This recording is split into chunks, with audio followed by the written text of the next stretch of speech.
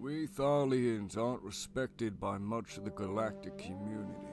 Probably because we have no ambition outside of our art and philosophy. We don't breed fast, so we never expanded beyond a few token outposts. We aren't fighters, we have no real army. Our home world is considered pleasant but dull. Even the system we are in is of no real value. In fact, the only race to ever show us any interest in us was the humans. Initially, this was probably due to our location. While a ways way out for any of the big powers in the galaxy, we were the only habitable planet for several jumps beyond Sol. The humans asked permission to build a naval base on our moon. We thought it was amusing. The humans asked, as we knew they had a much larger force than us, but had no reason to say no. Besides, the welcome trade humanity did with us, one of the few regular trade routes we did have. They were always gracious neighbors, and many of our population enjoyed their idea of religion. Before long, they had established a dry dock for ship repairs, housing, and defenses on our moon. Their sailors enjoyed easy shuttle rides to the surface of our planet while on leave, and we did our best to accommodate them. While the handfuls of ships and a few hundred people stationed there were a sizable force in their mind, it was a drop in the water compared to the major powers. We figured the base was more of an early warning system to alert Earth of anything heading its way, rather than to mount a serious defense on our world. Remember when I said that our world had no navy? I meant it. Not one of our ships was armed. The way we saw it, nothing we could do or put on these ships would make any real difference. There was also a rather strong belief in pacifism. Ironically enough, the human religion of Hinduism trending at the time. Many of us believing in accepting fate, not fighting it. It wasn't that we were waiting to die. No. We just felt that to fight was to sacrifice our morals. Something the humans respected, as they never intentionally allowed anyone to bring a weapon to the surface of our planet. Sailors who snuck weapons down were punished in accordance to our law, which involved fasting and meditation in a small cell. All in all, we had little to complain about. We heard that the Harkin have declared war on humanity from the human diplomats, and that they were planning to reinforce the base on our moon. The Harkin were a somewhat major power, with a twisted sense of honor and the largest military in terms of percent to population, devoted to war by quite a long way. The stereotype for themselves was mercenaries, paid to fight the wars of others. But in reality, they thought themselves warrior poets all. In their beliefs, the humans would call a religion. One can only ascend to enlightenment and earn their place in history by facing death and killing it. They were unique in thinking concepts could be killed. It was how they phrased everything. They did not invent the warp drive. They killed the laws of physics. They did not build a flying machine. They built a device to kill gravity. Ludicrous, but that is how they thought. All that really mattered was that they started a fight. They finished it. One way or another.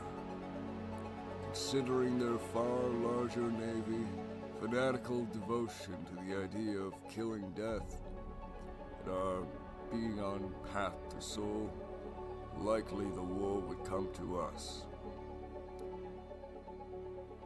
We allowed the humans to build more defenses, but refused to take part in ourselves.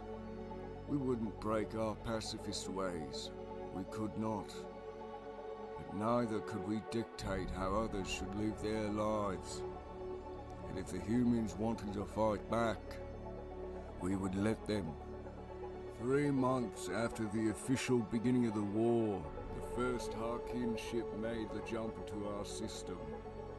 It stuck around for long enough to turn around and hit the jump again, to report back to its fleet. The jump from one system to another is almost instant. Paradoxically, the vast majority of time spent traveling between stars is spent within the star systems themselves. The time it took to get from the jump point in our system, the leading away from Sol to our world, was 3 or 4 days. And the only other jump point in the system was almost on the far side of the star. Any fleet passing through our system that didn't choose to spend the better part of the year traversing the outer system had to pass within missile range of our planet. Again, we figured we'd weather the storm of Harkin. They'd likely take potshots at us, and as their fleet passed, trying to tempt us into retaliation, but largely we would be fine. The humans had other ideas. They had been shipping ammo and supplies and weapons to the base constantly since the war began. We didn't understand it, not really. Surely they weren't planning to make an actual fight here. Most of the fleet was in the Sol system, several weeks away. Boys of the Harkin exploited some unknown jump point and found another way to their home planet. The base here must only be a warning outpost to tell the fleet of the Harkin committed to the throat, as the humans had started calling the system leading from their star to ours. And yet, when the Harkin fleet arrived, we knew they had found another way around. They were forced down the throat. The first armada to come through was large, but likely a measured amount to give their troops the best chance of meeting death. I must say I was personally impressed when the Harkin came into range. Not by the missile battle, but by the port defenses the humans had placed on the moon. Massive laser batteries were devoted to more than taking out missiles, which might hit our planet. The first battle was spectacular. The Harkin were testing the defense on the base, but the counter-missile fire from the humans was all-consuming. The explosions were so bright that they were visible during the day on our planet, but not one missile entered our atmosphere. Clearly impressed, the flotilla advanced, concentrating fire on the human stronghold, but the defense of fire never let up. The humans have a massive reactor under the base to power so many lasers. The few sub-munitions which made it through the deadly, shifting web of lasers impacted impossibly strong shields, probably being fed from those same reactors. Then the humans returned fire, missiles of their own led from launch tubes under their base.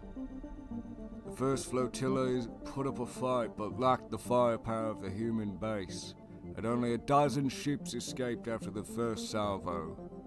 A second salvo finished off the survivors before they could get organized. Then it went quiet for several days. Was that it? Had the show-off of force seen off the Harkin so easily? Of course not. We charted ourselves as the main Harkin fleet jumped in. To the Harkin, this was a worthy challenge, a thing to be fought, so they may find and kill death. And they jumped at the chance. The next week was a blur of probing attacks and the occasional missile exchange between the human bastions and the Harkin armada, until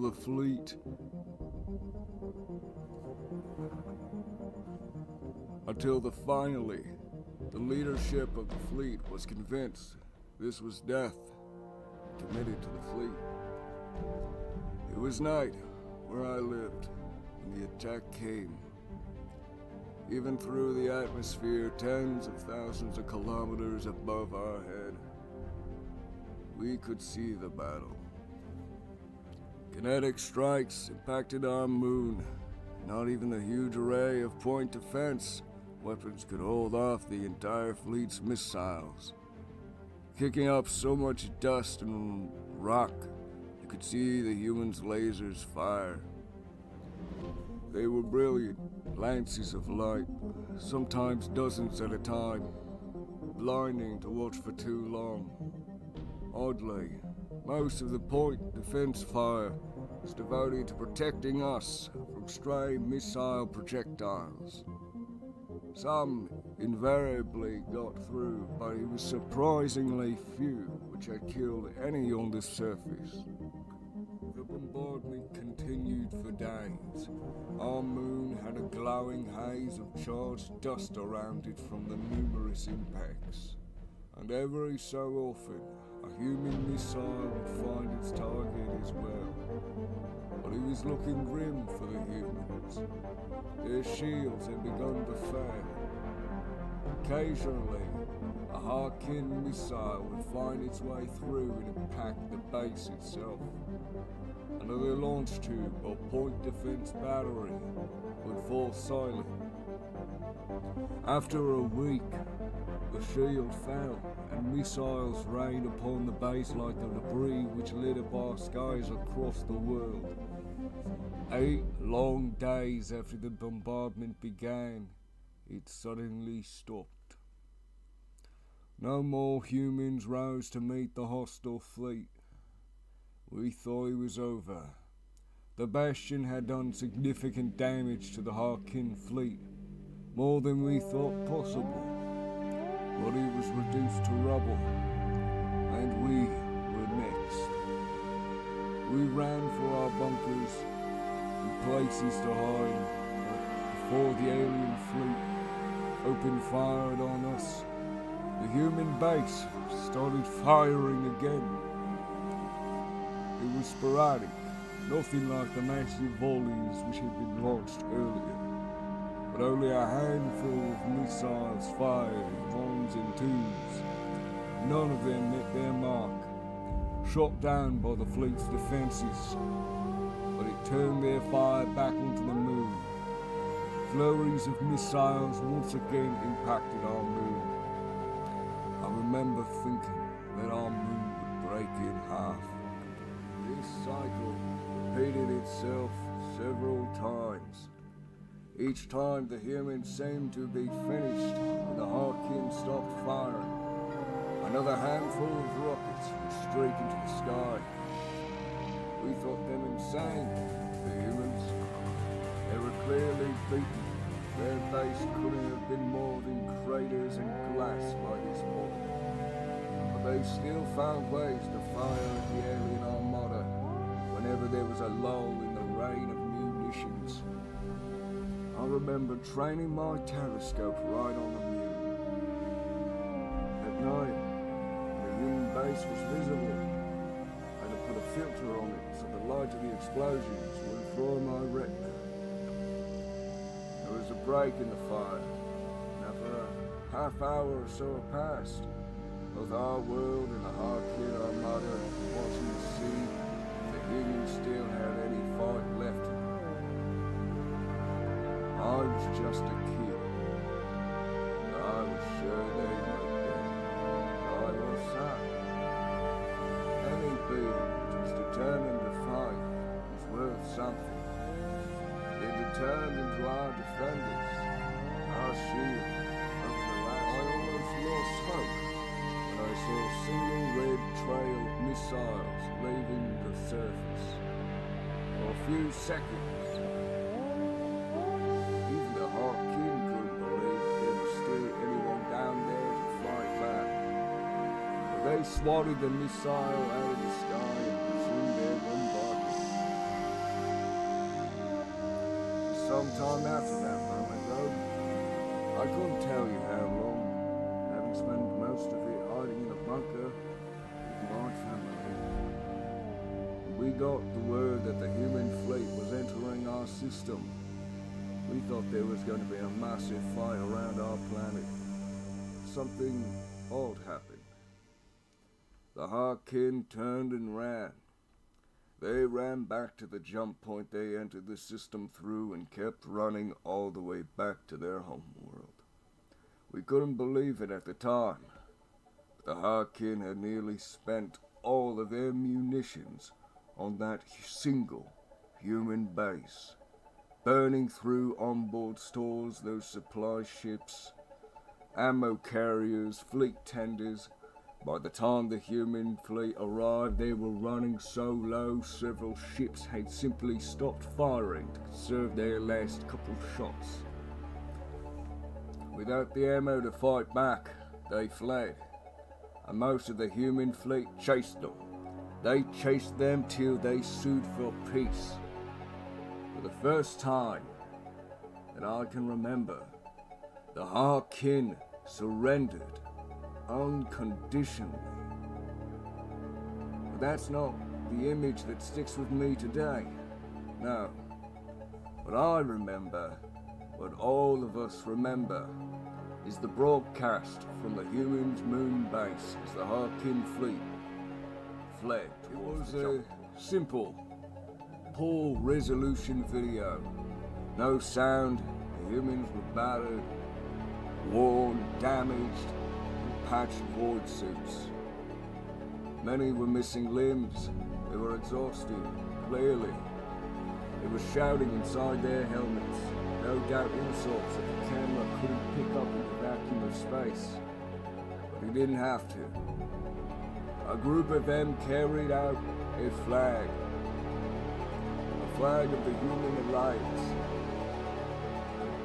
out into a crater of what had been the base. They stumbled, even under the low gravity of our moon.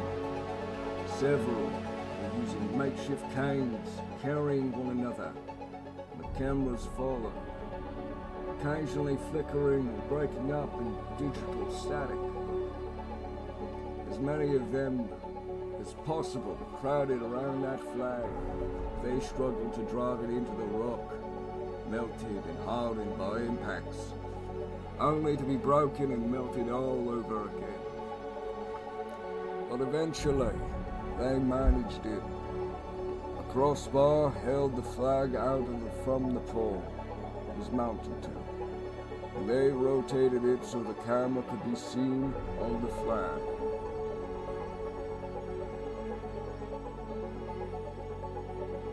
They jumped out, cheered, and made gestures both to the camera and the sky for their cameras. What I remember. Even after all that hardship, even though only a dozen people survived, all of them seriously injured, out of the several thousands that once manned that base, they refused to give up. They would not accept defeat. They say that when the first survivors landed on our planet, he was approached by our spiritual leader. He was asked what we could do for him and his friends, those who continued to fight, even when it was hopeless. anything we were willing to give. A cold beer, a soft bed, and a month of sleep was his reply. Ever since that day, no human has ever been turned away from our planet. We may have survived, but many billions would have died if those few humans had given up. After weeks of bombardment, no sleep, having to live in a damaged suit which would likely fail at any moment. Still, they chose to wait for a calm, carry a single missile out into the glass surface of the moon, point it up, fire it off by hand, rather than admit defeat and wait for rescue. That is why that flag continues to fly on